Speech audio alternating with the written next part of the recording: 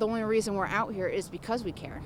It's not because, we're trying to be, rogues or delinquents or anything along those lines. The officer agreed to talk with us only if we conceal their identity. They, like other officers, are fearful of retribution, but they say they like their job and want to make it better.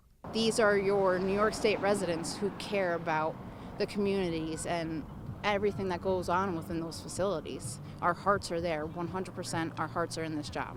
It's a job the officer says has gotten increasingly dangerous and now fears further life. On the streets, in a normal job, you don't have to go through what correction officers have to go through.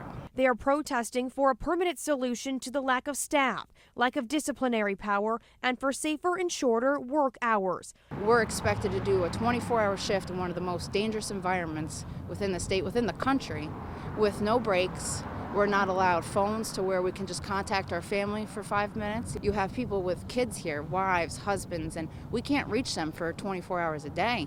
That creates such an anxiety within us. This officer tells me they've been threatened, and another officer recently was cut on his face by an incarcerated individual and had to get stitches. The protective custody numbers have risen within the facilities. Weapons have risen. Assaults on inmates have risen. Assaults on staff has risen, and there's no safety net. There's nowhere to protect anybody. The Department of Corrections does confirm assaults on prison staff statewide have gone up. It's gotten so bad, they say they don't know why anyone would want to do this job.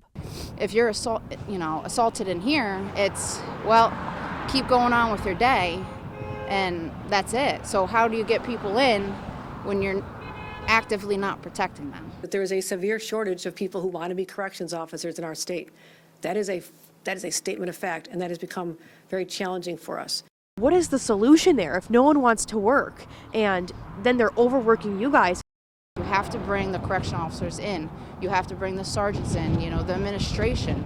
They see this stuff every day, so you have to bring them to the table and say, all right, let's think about solutions. The officer says they're not backing down despite the governor's demands. So we're all aware that there will be disciplinary against us. Unfortunately, that's something we're aware of and we know what will happen. Reporting in Greene County, Ireland Walker, News 10, ABC.